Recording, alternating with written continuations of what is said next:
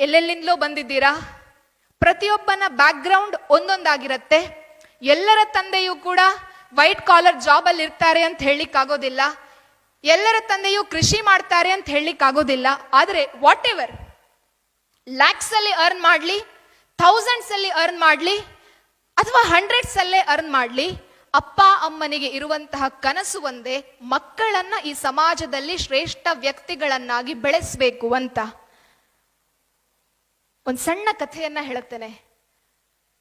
ಒಂದೂರಲ್ಲಿ ಒಬ್ಬ ತಂದೆ ಮತ್ತು ಮಗಳಿರ್ತಾಳೆ. ಬಹಳ ಸಣ್ಣ ವಯಸ್ಸಿನಲ್ಲಿ ಆತ ಹೆಂಡತಿಯನ್ನ ಕಳ್ಕೊಳ್ತಾನೆ. ಆ ಮಗಳು ಅಮ್ಮನನ್ನ ಕಳ್ಕೊಂಡಿರ್ತಾಳೆ.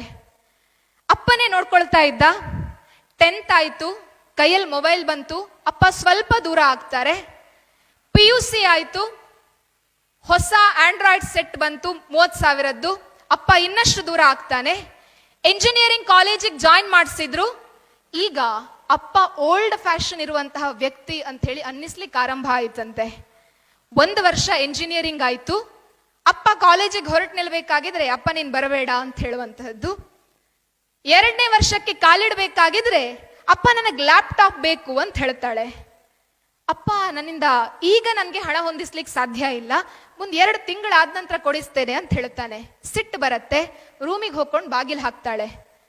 1 ವಾರ ಇದೇ ತರ ಅಪ್ಪನ ಜೊತೆಯಲ್ಲಿ ಮುನಿಸು ಜಗಳ ಎಲ್ಲವೂ ಆಯ್ತು. 2ನೇ ವಾರದಲ್ಲಿ ಅಪ್ಪ ನನಗೆ ಸ್ಕೂಟಿ ಬೇಕು ಅಂತ ಹೇಳ್ತಾಳೆ. 1 lakh ಎಲ್ಲಿಂದ ತರ್ಲಿಕ್ಕೆ ಸಾಧ್ಯ? 4 ತಿಂಗಳು ಟೈಮ್ ಕೊಡು ಅಂತ ಹೇಳ್ತಾಳೆ. ಸಿಟ್ಟು ಬಂತು. ಮನೆ ಡೋರನ್ನ ಹಾಕೊಂಡು ರೂಮ್ ಒಳಗಡೆ ಕೂತ್ಕೊಳ್ತಾಳೆ. ಮಾತಿಲ್ಲ, ಕಥೆ ಇಲ್ಲ. 3ನೇ ವಾರ ಬಂತು. ಅಪ್ಪ ಟ್ರಿಪ್ಪಿಗೆ ಹೋಗ್ತಾ ಇದ್ದಾರೆ ಗೋವಾಕ್ಕೆ, ನನಗೆ 10,000 ಬೇಕು ಅಂತ ಹೇಳ್ತಾಳೆ. ನಿನಗೆ ನಾಳೆಗೆ ನನಗೆ ಕೊಡ್ಲಿಕ್ಕೆ ಸಾಧ್ಯ ಇಲ್ಲ, ಟ್ರಿಪ್ಪಿಗೆ ಮುಂದಿನ ವರ್ಷ ಹೋಗ್ತೀಯಾ ಅಂತ ಕೇಳ್ತಾಳೆ. ಮಗಳಿಗೆ ಸಿಟ್ಟು ಬಂತು. ಅಪ್ಪ ಮಗಳು ಮಾತನಾಡದೆ 2 ವರ್ಷ ಸಾಧಾರಣ ಆಗಿತ್ತು. ದೂರ ಹೋಗಿ ಅನೇಕ ವರ್ಷಗಳು ಕಳೆದಿತ್ತು. ಆ ದಿನ ರಾತ್ರಿ 11-12 ಗಂಟೆ ಹೊತ್ತಿಗೆ ಅಪ್ಪ ಮಗಳ ರೂಮಿನ ಬಾಗಿಲನ್ನ ಬಡೀತಾರೆ. ಮಗಳಿಗೆ ಸಿಟ್ಟಿತ್ತು. ಮಗಳು ಡೋರ್ ಓಪನ್ ಮಾಡಲಿಲ್ಲ.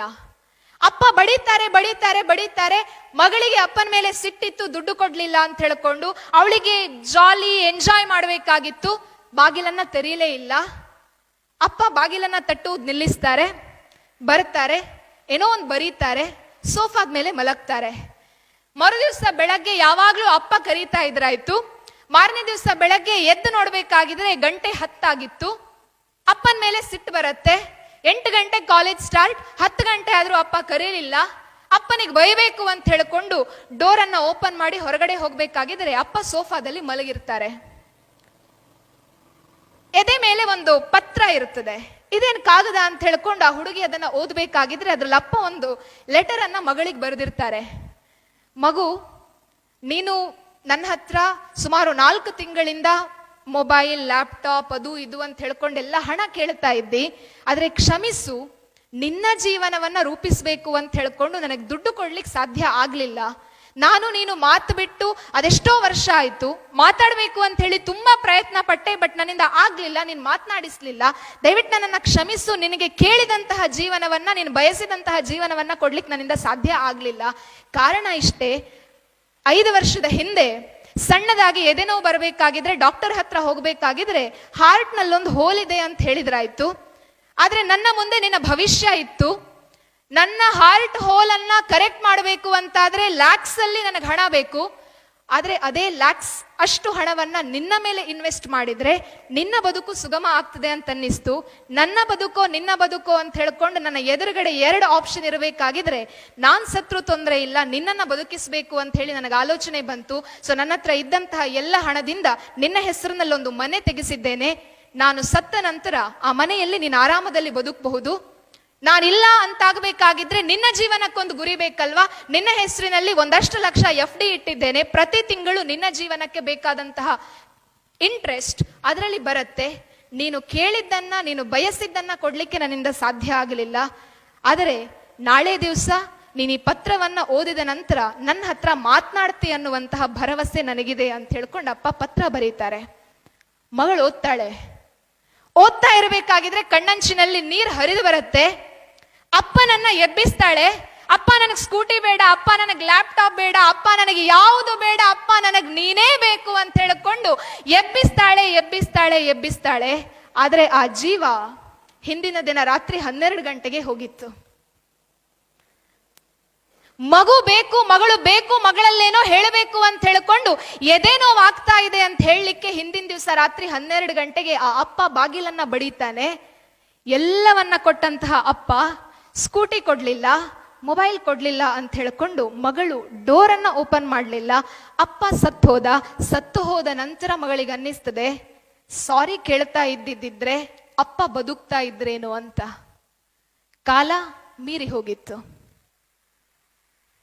ಅಮ್ಮ ನಮ್ಮನ್ನ ತುಂಬಾ ಪ್ರೀತಿಯಿಂದ ಸಾಕ್ತಾಳೆ. ಸಣ್ಣದಿರಬೇಕಾಗಿದ್ರೆ, ತೊಟ್ಟಿಲಿನಲ್ಲಿ ನಾವು ಅಳಬೇಕಾಗಿದ್ರೆ ಪ್ರತಿ ಕ್ಷಣ 12 ಗಂಟೆಗಳಲ್ಲಿ ಅಮ್ಮ ಎದೆ ಹಾಲು ಕೊಡ್ತಾ ಇದ್ಲು. 1 ಗಂಟೆಗಳಲ್ಲಿ ಅಯ್ಯೋ ಈ ಮಗು ನನ್ನ ನಿದ್ದೆಯನ್ನ ಹಾಳು ಮಾಡ್ತಾ ಇದೆ, ಡಿಸ್ಟರ್ಬ್ ಮಾಡ್ತಾ ಇದೆ, ಈ ಮಗುವಿಗೆ ನಾನು ಹಾಲು ಕೊಡುವುದಿಲ್ಲ ಅಂತ ಹೇಳಿ ಒಂದೇ ಒಂದು ದಿವಸ ನಮ್ಮಮ್ಮ ಹೇಳಲಿಲ್ಲ. ನಾವೇನ್ ಮಾಡ್ತೇವೆ? ಕಾಲ್ ಮಾಡಿ ಮಗು ನಿನ್ ಡಾಕ್ಟರ್ ಆಗಬೇಕು ಅಂತ ಹೇಳಿದ್ರೆ, ಅಮ್ಮ ಓದ್ಲಿಕ್ಕೆ ಎಷ್ಟು ಕಷ್ಟ ಉಂಟು ಗೊತ್ತುಂಟಾ, ನಿಂದೊಂದು ಡಾಕ್ಟರ್ ಅಂತೆ ಡಾಕ್ಟರ್.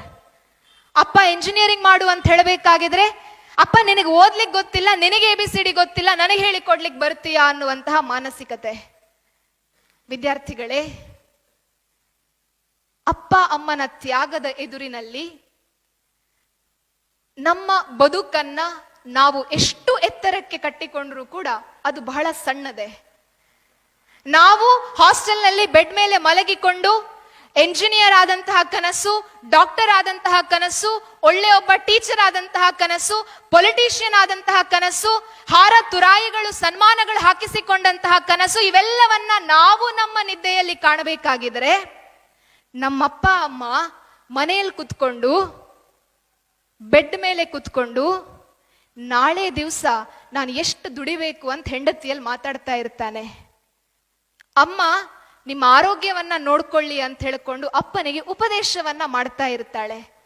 ಅಂತಹ ಅಪ್ಪ ಅಮ್ಮನನ್ನ ಪ್ರೀತಿಸುವಂತಹ, ಅಂತಹ ಅಪ್ಪ ಅಮ್ಮನನ್ನ ಗೌರವಿಸುವಂತಹ ವ್ಯಕ್ತಿತ್ವ, the last C of 5 C's, ಅಂತಹ ವ್ಯಕ್ತಿತ್ವವನ್ನ ನಾವು ಬೆಳೆಸಿಕೊಳ್ಳುತ್ತೇವೆ ಅಂತಾದರೆ ಅದಕ್ಕಿಂತ ದೊಡ್ಡ IIT ಎಂಜಿನಿಯರಿಂಗ್, ಅದಕ್ಕಿಂತ ದೊಡ್ಡ ಮೆಡಿಕಲ್ ಸೀಟ್ ಮತ್ಯಾವುದೂ ಕೂಡ ಇಲ್ಲ.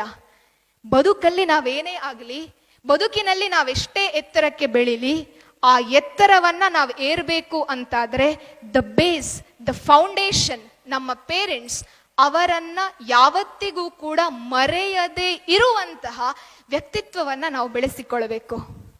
ಅಂತಹ ವ್ಯಕ್ತಿತ್ವ ನಮ್ಮದಾಗ್ತದೆ ಅಂತಾದರೆ ನಮ್ಮಕ್ಕಿಂತ ದೊಡ್ಡ ಹೀರೋ ಮತ್ಯಾರೂ ಕೂಡ ಇಲ್ಲ.